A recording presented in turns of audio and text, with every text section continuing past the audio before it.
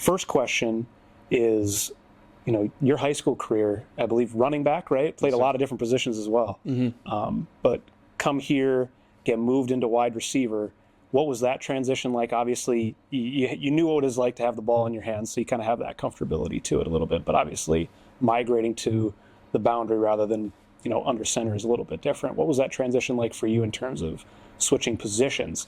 Because a lot of people don't know Gage Florence was a running back coming into MSUM. Yeah, in high school, I kind of bounced around. Like you said, mostly played running back. Got to split out and play wide receiver depending on the plays and stuff. But when I was like a junior in high school, when I knew like college football is what I wanted to do, I kind of thought, I don't think I want to play running back in college. I thought that I would want to play receiver in college, and I thought that was something I could excel in and enjoyed a lot. So when I got to college, I just tried to soak up as much information as I could, like from the older guys in the room, whether it was Grady or Beebs or some of the older receivers. So I clung to their hip and just tried to get as much information from them as I could, because I knew obviously it was something that was a little bit foreign to me for sure. And then obviously when I go back and look back to high school versus now, like the way I played wide receiver in high school when I was split out was very poor. Just kind of just being athletic and just trying to run past somebody. And then as I got to college, being able to develop and learn the ins and outs of it definitely was something that was a shock right away, but was able to adjust pretty fast. And how much, I think the one thing that comes up time and time again when I get asked about you or when other people are talking about you, whether it be Coach Lockway or whatever in a different interview, it's your work ethic. And I think, coming from a small town, coming from a small area in North Dakota, it kind of puts that chip on your shoulder by design a little bit. How much did, growing up in Sawyer, growing up in that small community of the Velva community, how did that kind of instill that work ethic for you at an early age? Because obviously it's a totally different kind of dynamic from even living and growing up in somewhere like Moorhead.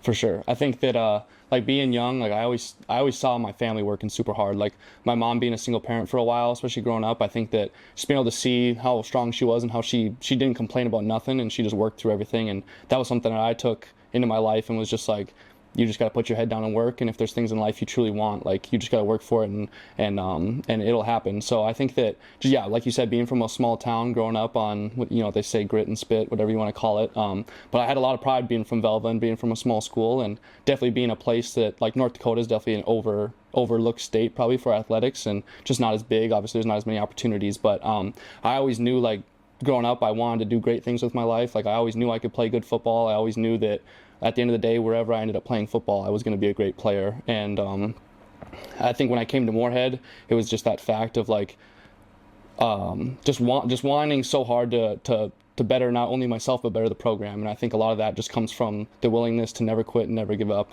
And that's just something that was definitely instilled from me from a young age, of just that want to get better, that want to just work my butt off every single day. And there's just so many people obviously along the way that helped me with that. So being able to push myself and then see how it affects other people in a positive way and makes them want to push harder is something that definitely motivated me as well. And tell me about who you modeled your game after, because I think it's, like you said, you play running back, you come in and play wide receiver, but a little bit undersized for both of those positions a little bit.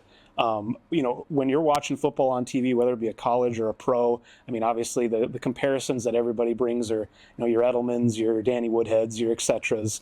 Who are those players growing up that you kind of modeled the way you play after a little bit? When I was really little, we always watched the Vikings, and I loved Adrian Peterson. He just ran so hard and stuff. And then as I got older into high school, I became a Carolina Panthers fan. And then I loved Christian McCaffrey. I loved him in college when he played at Stanford. And that was someone that I always thought, like, he played running back. He caught the ball out of the backfield. He kind of was just a Swiss Army knife and could kind of do it all. So I always looked to him and thought that he was super awesome. And then Steve Schmidt is one of my favorite receivers ever. And he was a guy that always had a chip on his shoulder, a huge edge. Like, he always played with such competitive edge. And I think that was something that I always tried to do and model myself after, was just, like, at the end of the day, like, I just love to compete, and I love to just go out there and just try to go win in any sort of rep, any sort of drill, whatever the case is. And that was something that I always gravitated towards people like that. And when I first came in, there was a couple of receivers in the room that every rep they gave it everything. And looking at those guys and being like, yeah, like, I love to compete. I love sports, and that I love that aspect of sports of just competing. So I always gravitated towards guys that had that fire and that competitive drive in them. And take me through your decision-making process in coming to MSUM, because, I mean, obviously I think one thing that I've learned working here is our program is so transparent throughout that recruiting process, and that's a little bit different compared to maybe some other schools if you're taking official visits, etc. What about the recruiting process said to you, MSUM is the place that I need to be? This is the place where I want to continue my athletic and academic career. Yeah, for sure. MSUM is definitely just transparent about everything, whether it's with them, whether it's with other schools. They're very open, and they kind of help you along the way, even if it ends up not being the place that you choose. But I started coming to Moorhead and coming to games when I was like a sophomore in high school. Shad Vita was a guy from my high school in Velva, and he ended up coming here to play. So I would come up here and watch his games, or during the summer when I would come to camps, I would come up here and stay at his house. And so I got a pretty good taste of MSUM football at a young age in high school, and that was something that I was able to basically build a relationship with guys on the team when I wasn't even part of the team yet, and that was something super awesome. But then just the culture and the way that people are here, like a lot of the values that this team has is just a lot of the values of the way I was raised. And coming in, obviously, as choosing to play wide receiver, I knew that we definitely throw the ball more now than they did before my time here and my teammates' time here now. But I always knew that this offense was something that we're going to sling the ball around, and I thought, well, there's no better place I'd want to be than somewhere who's going to throw the ball 45, 50 times a game. So that definitely played a big role. But just being able to come in and sit down and be super personable with the coaches, like coaches knowing not only my name, my mom's name, like stuff about my family, and then just Coach Lockway, the way he preaches just about obviously the football, the ins and outs of football, but also just about everything that goes along with it. Like we talk a lot about now, the secret of football isn't about football, and I think he did a great job of just pursuing or portraying the message of what the true values of this program were, and it was just something that really resonated with me, and I thought that this was a place where I would fit in. Yeah, and redshirt rules have changed so much even throughout your career. You were one of probably the last that was able to take a full redshirt year rather than the 3-4 game rule that we have now. Take me through the importance of that first year for you, because I think not only are you growing in the weight room, but also you're getting a feel for how the program works both schematically and also in and out day-to-day type of stuff.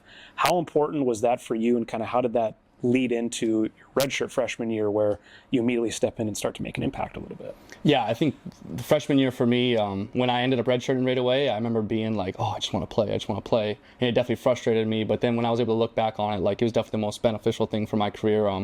I think being able to take that full year, like you said, not to only develop physically and stuff, like I think I put on like 10, 15 pounds, whatever the case was, but just being able to develop as a receiver as well.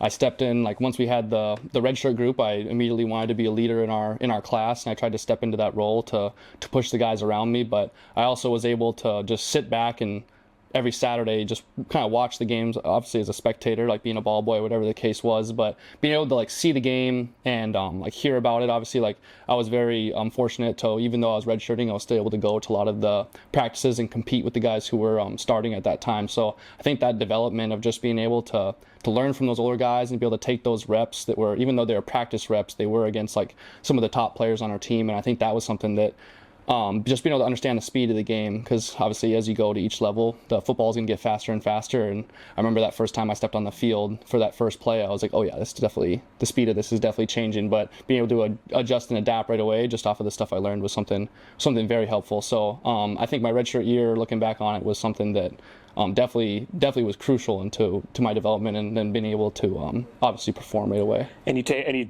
use the word adaptability. I mean, able to adapt right away, come in, I believe, over 100 catches your freshman year, redshirt freshman year, excuse me. MSUM school record. I can't imagine that coming into that, maybe you had those high goals for yourself, but at the end of that freshman year, looking back on the production that you were able to have, was it surprising, or was it, I knew that this was going to come. I knew that my hard work was going to pay off, and I was going to see the results there.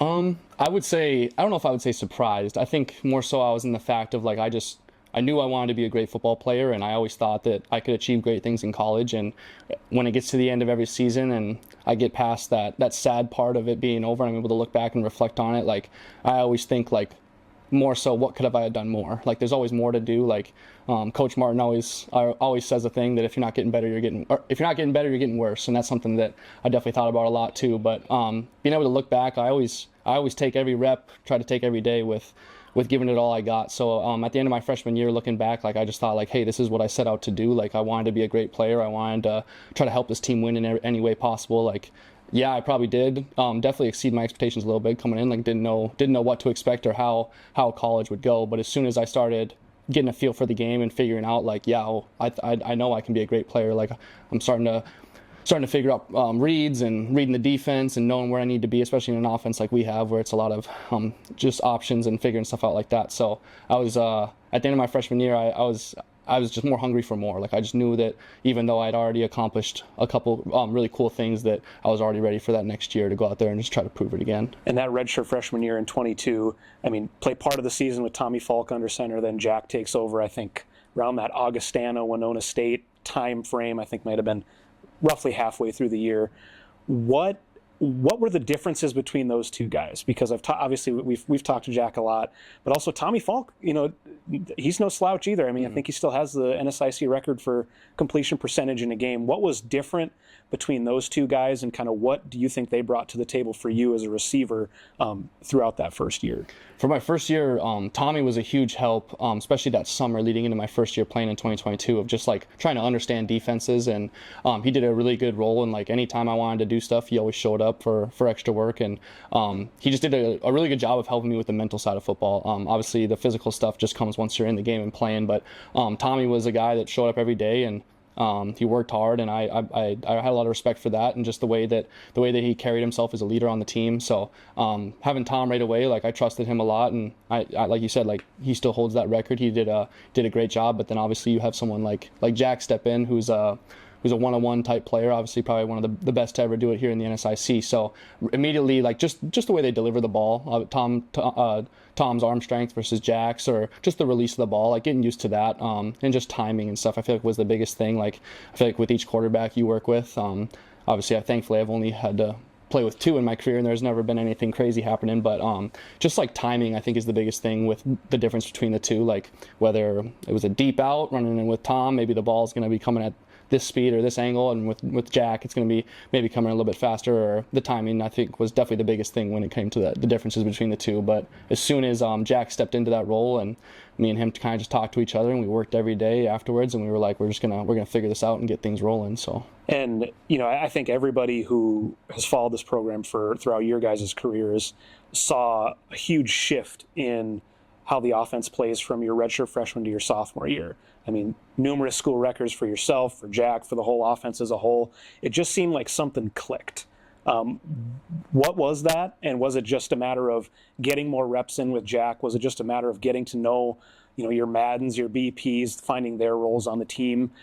What was kind of that difference maker heading into 2023? Because I think you can see just by the numbers, there was a huge uptick in what you guys were doing from year one to year two a little bit. For sure. I think freshman year was a lot of just everything was moving a million miles a minute, and like as a offense especially, I think we had like 7 freshmen or true freshmen or redshirt freshmen playing. I can't remember the exact number. So it was a lot of guys just growing together and trying to just figure out the game at the same time. So I think that kind of helped. Like first year struggles maybe as a team was a lot of that, just young guys trying to step into roles. And then I think that second year coming into 2023, our sophomore year, after we all kind of had a year under our belt and then got that offseason to fully work together with, Jack as our starting quarterback, and then we had that whole offseason together, I think guys just got more comfortable together. And then now the guys had already had a full year of experience going into it. It wasn't like, oh, we're testing the waters here. It's like, oh, we're here and we're ready to go. And I think that it's just a testament to the time that guys put in the offseason, and just the willingness to want to get better. And I think that once we started rolling that year of 2023, like things started clicking, and then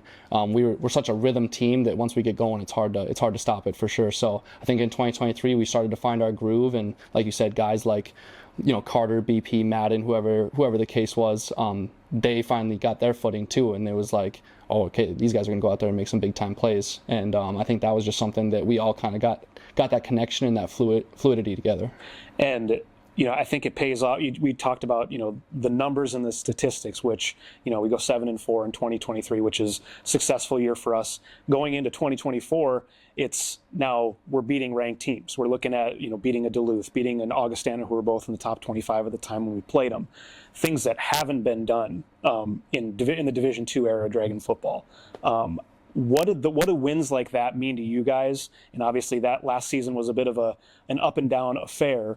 but obviously you pick up huge wins, and also a lot of those wins are come from behind, nail biter type of moments.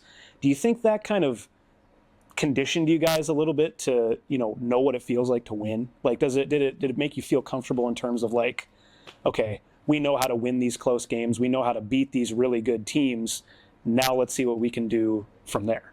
For sure. I think that if we could get the ball back with a minute left in any game, and I've got full confidence that we're going to go out there and win it. And I think it just shows a lot about our team's resilience and just determination to, like, you always find a way. Like, that's a big thing with the Dragon program, is the whole find a way attitude. And I think we really tapped into that as a team, of just that unconditional buy-in of, like, every guy, just that true belief every game that we're going to be able to get stuff done. And with those big games, like you said, like the Duluth and Augustana one, like, I remember after the Duluth game, I was just being able to see the smile and the reaction on just our coaches' faces. Like, I think that's something that meant the most to me, because there was guys in that program like Abe, who'd played here and now he's coached here forever, who's been a great coach for us, and he's never got to experience that feeling. And then being able to see the smile on his face and his reaction after a game like that, like, that was something that I'll remember that forever. And I think it's just a testament to how this program has stepped forward over these last couple of years. I think that we've definitely gained a lot of respect, especially in the NSIC, and then hopefully around the whole NCAA and Division II over these last years. But I'm just very proud of where this program has came, and how well that guys have been able to perform in clutch situations. I mean, like you said, like over these last couple of years, we had a lot of nail biters come from behind victories or whatever the case is. And I think that it's just a testament to the work that guys put in, and just the complete buy-in from this team. And like, all guys, like, I know when I look across, whether it's on the sideline, whether it's on the field, like, no matter who I'm looking at, I can look them in the eyes and they're going to have that same belief. There's never a wavering of doubt or anything like that. So it's just been a very special group of people, for sure. And I want to take some time, because I want to talk about your position coaches. Obviously, you've gone through Chase Montplaisir up until the 2024 season. Obviously, Coach Martin is in that position now. What have those two guys meant to you, and maybe, what have been the differences? Because obviously you got to know Chase really well over the course of 4 years, and then, going into your final year here, you get that shift of a new position coach. What was the difficulties there, and also maybe what have both of those guys taught you throughout your career? I think when we stepped in with Chase, because Chase's first year coaching the receivers was when my first year coming in, and I think he did a really good job of just being patient with us. Like, I mean, that freshman year, like we kind of said, it was crazy, it was hectic, and he definitely did a good job of just like giving us a lot of grace and helping us through. Chase is definitely a lot of a big picture guy. Like, he knew ball and he knew everything to go along with that. So teaching us the ins and outs of kind of just that side of it, and he was always great with explaining to us like how stuff worked and within the offense. And then like going through all these years together, we were able to build like. Chase did a good job of being a coach and a friend at the same time. Like, there was always so much humor within the room. Like, he made coming to practice every day a lot of fun, and we were able to joke around, and it was great. And he definitely was great in the development for all of us. Like, we all obviously these 4 years of college, like, I'm a completely different person, not only for football but just as a man. Definitely have grown so much, and that's a huge testament to Chase too. Just helping us all step up into like a leadership role, especially like for myself too, but just growing to be better people. And then when Coach Martin came in, I remember right away just being able to talk to him. I knew how much passion he had for the sport. He's been coaching for a long time, and I can just tell how much he cares about what we're doing. And that was huge when I first met him.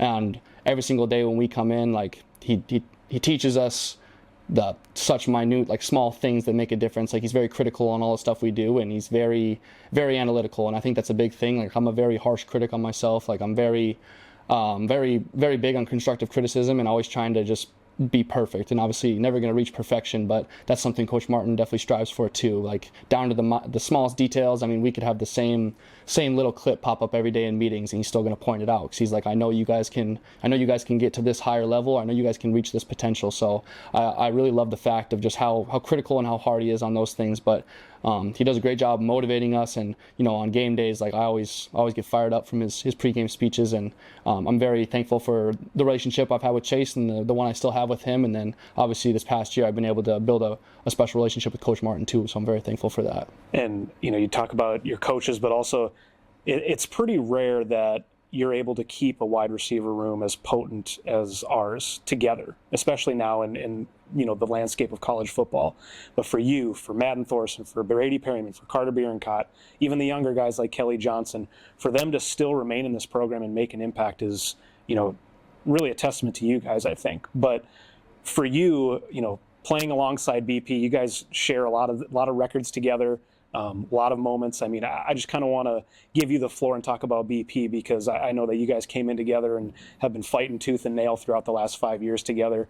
What has he meant to you, and kind of how has he helped you develop your game a little bit? Because obviously you guys share a little bit of different strengths. He's more of that downfield type of guy, but.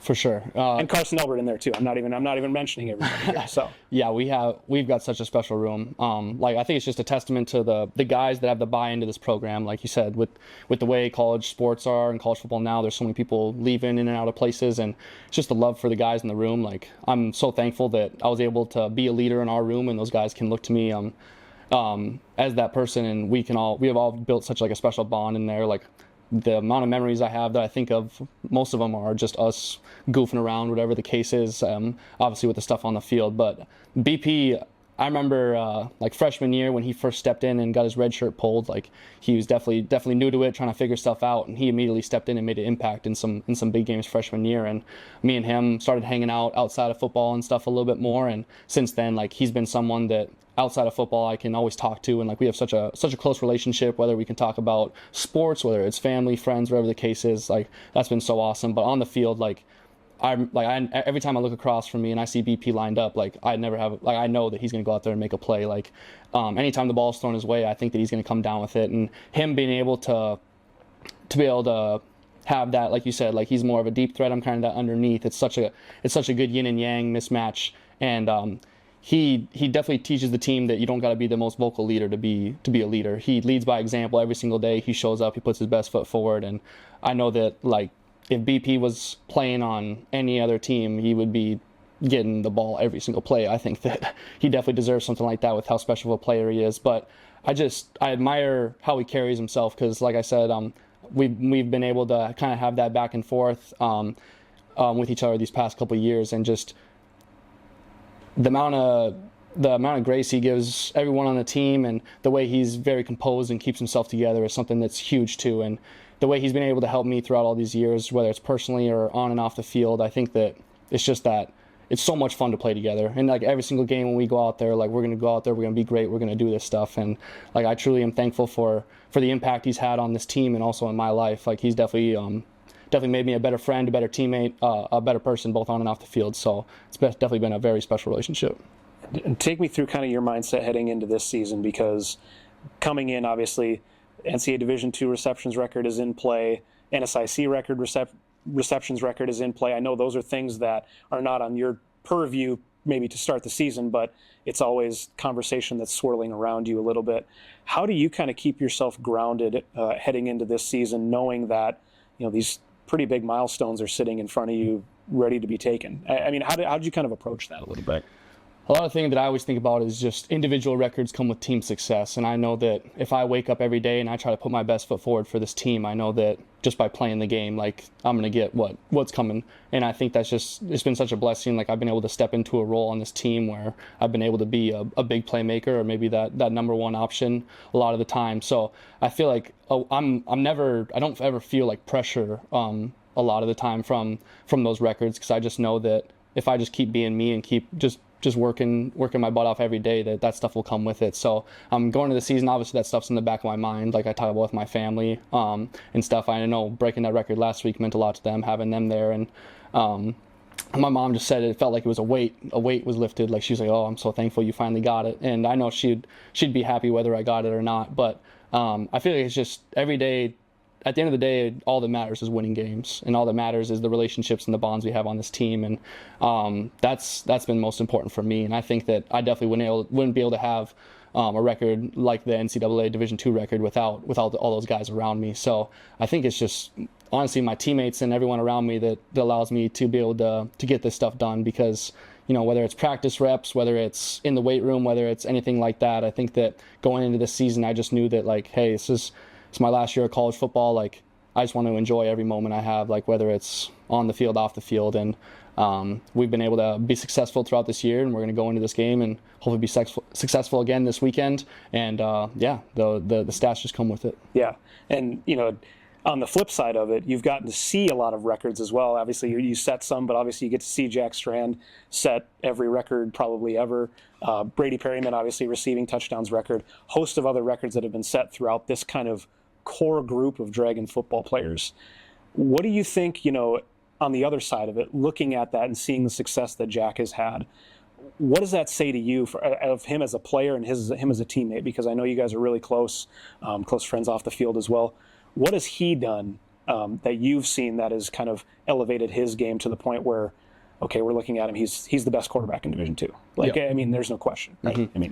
For sure. Yeah, I think that he's a guy too that Jack always puts the team first, and he's always thinking of how can we be better as a whole. And that's something that I admire so much about this team and about Jack too, is that obviously in the day and age of football today, like we said, I know Jack could have left and went anywhere he wanted and could have started anywhere he wanted, and he chose here. And we talked about that as a team about every guy here chose to be here for a reason. This program is special, and Jack's a really special player. And I'm obviously very thankful that he chose to be here too, and just the way he carries himself, he never puts himself on a pedestal above other people. We're all the same here, and every guy's important, and he definitely does a really good job of doing that. And he's so personable with everybody, and he just does a great job of leading by example as well as leading vocally. And every day he shows up, and he puts in the time, whether it's film, whether it's in the weight room, whatever the case is.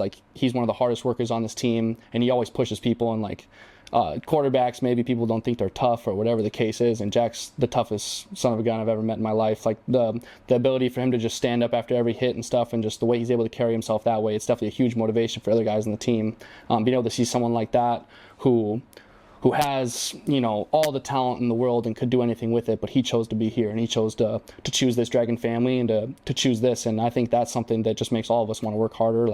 I know that every time that we go out there, we always say it's for this team, it's for the love of these guys, and Jack's definitely got a lot of that. So he's definitely elevated this program in ways that you can't imagine if he wasn't here. And I know as a wide receiver room, the bonds and the connection we're able to have has been something that has obviously been historic over these years. And take me through last Saturday. Senior day, always an emotional day, but I think more so than ever, 24 guys, that's a huge senior class. We're sending off some great players in our program's history.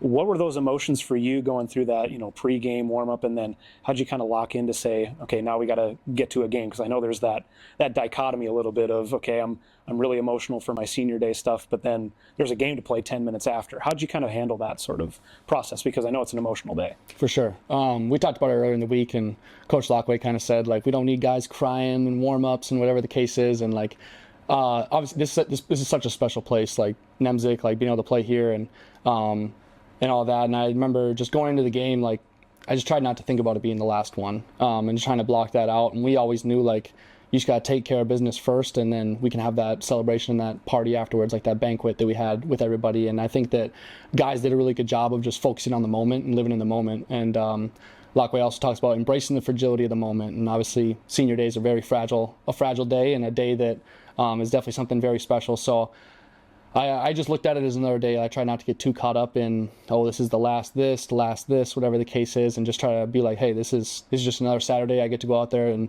do what I love to do with the guys that I love around me. So just being able to try to just treat it as a regular day. Obviously, it sounds a lot more complicated than that, but just trying to go into it as another regular Saturday of just, hey, I just get to play football, and this is what I love to do. It seemed appropriate, at least to me, that you were able to set that NCAA record in your last home game. It just seemed like that was a fitting moment, last game at NSIC, able to set that record. What does having that record mean to you? I know you've touched on it multiple times here and multiple times in other interviews that individual records are not something that you're super concerned with. But, at a certain point, you'll have to look at it and say, I'm at the top of NCAA Division II in catches. What does having that record mean to you? And kind of once you got that fifth catch on Saturday, was it almost a little bit of a relief? Like you said, your mom had said that, but was it a little bit of a relief for you to get past that milestone a little bit? Yeah, I remember this is probably 4 weeks ago at this point, and I got to have some of my old high school coaches come to one of my games, and one of my old coaches kind of hinted at it, and he was like, hey, like that record's going to be yours. You just got to give it time.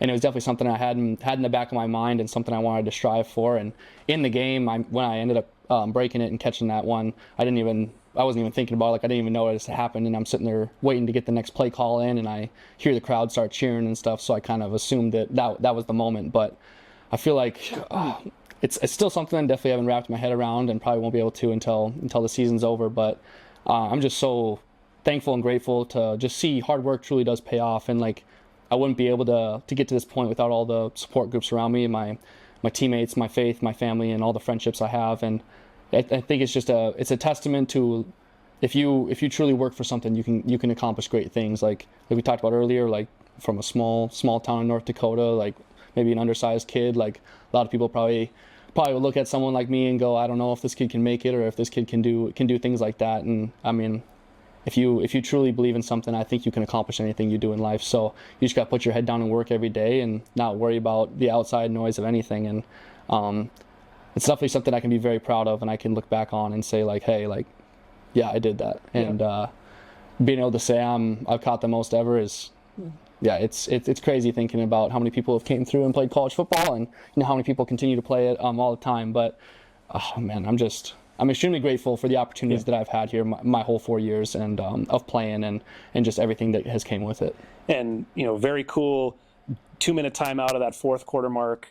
Video gets played. Got family members, saying congratulations. Seeing that up on the video board, I mean, how special was that for you? And knowing also too that a lot of those family members were in the stands too, to see that moment. It was awesome. I was definitely very taken away by it. Didn't know it was coming. They told me, yeah, make sure you're looking up at the video board here at that 2-minute timeout, and I'm like, what the heck is this about to be?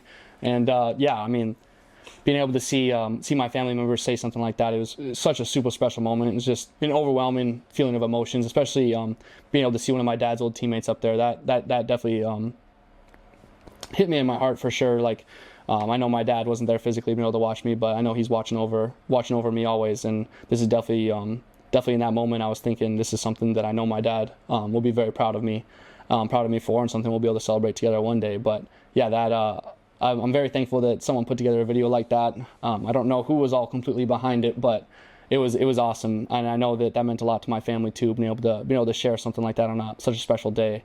So I was very, very grateful for that. And I don't want to pry too deeply because I know it's an emotional topic, but obviously you brought up your dad. I think losing your father at a young age like that there's so many choices that you can make based off that. You can either go in a positive direction or a negative direction.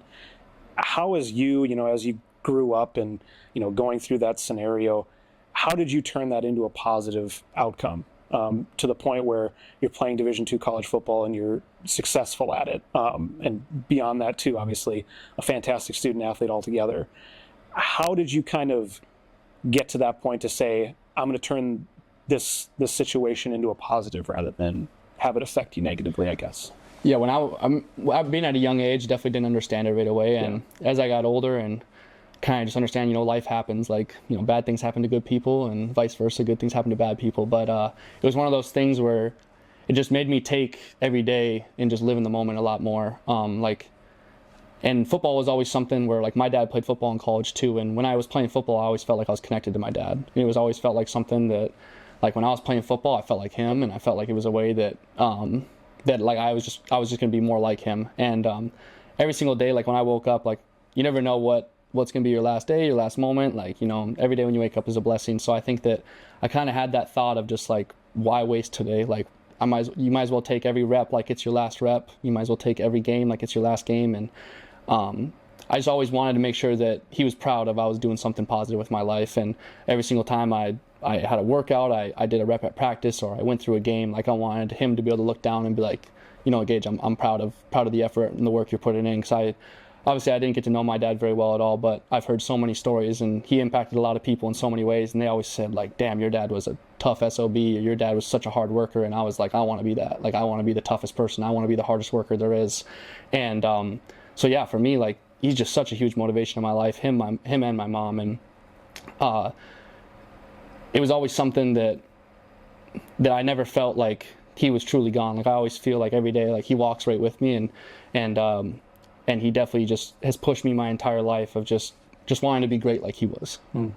And maybe my last question is, I talked to Coach Lockway earlier in the week. Obviously, at the end of that senior banquet, you have your kind of one-on-one conversations, and Coach Lockway is, to me, just one of the most tremendous leaders that I've ever encountered across any athletic team, anything. And I know those senior cards that he wrote for you are probably incredibly powerful, incredibly emotional. I mean, talk to me about the impact of Coach Lockway, because I know he doesn't want any of that credit, but he deserves that credit because he truly, like I said, truly one of the greatest leaders of men that I've seen. Talk to me about the impact that he's had on you.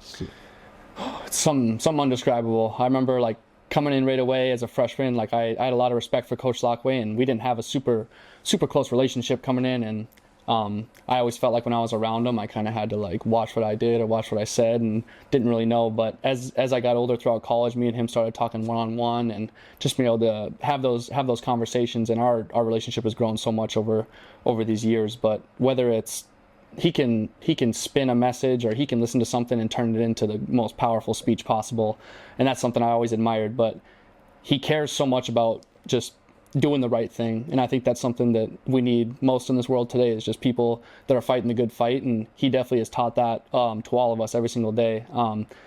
Like especially on Fridays when we do our faith message, like him being able to incorporate that in, like I could sit there and listen to him talk all day, and he's just done such a great job of just instilling belief not only in the team, like, but like just every one of us personally, like every single day, like I want to play hard for him. Like I want to do great things for him, because I know how much time and like how much efforts he puts into this team, and like I'm truly grateful and like forever in debt for all he's done for us, because I know that I got shaped into a better person because of him. I don't know if I'd be as good of a man I am today. I don't know if I'd be as good of a football player as I am today without him, and just his ability to bring us all together and fight for one common thing. Like I've truly never been on a team, and I don't think there truly is many teams, if any teams, that are as connected and united as the team we have. And that's a true testament to him and the culture that he's built and we've been able to build here. And like I think that true buy-in from everybody is something truly special. And like you said, him being as great of a leader as he is, if you truly follow what he's going to say and the values he has, like we've been able to accomplish such great things. And I've just got so much respect for him. And we've this past year I started sharing music. He's never been a music guy, and we started sharing music together on and off, and little things here and there. And it's just I have to know what the music is then, because I'm the same with you. I don't peg him as a guy that listens to music at all. So that's that.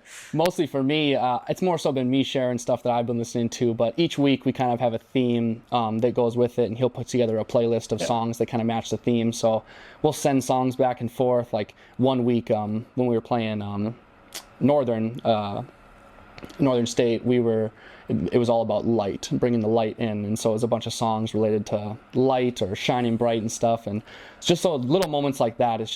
It makes me and him feel like we just have an even closer bond, or that friendship there. But like every day, like when I step on the field, like I want to play hard for him, because I know how much he cares about like us. And like you said, with those letters at the end, like so much like overwhelming emotion came through me as he was able to read that to us, and be able to have that hug with him is something I'm definitely gonna remember forever. And I'll definitely keep that handwritten note with me forever in my life. It's definitely something I'll go back and read and definitely be very proud of, because if a man who's that great thinks that highly of me, I feel like I'm doing a lot of the right things. So I'm very thankful for him.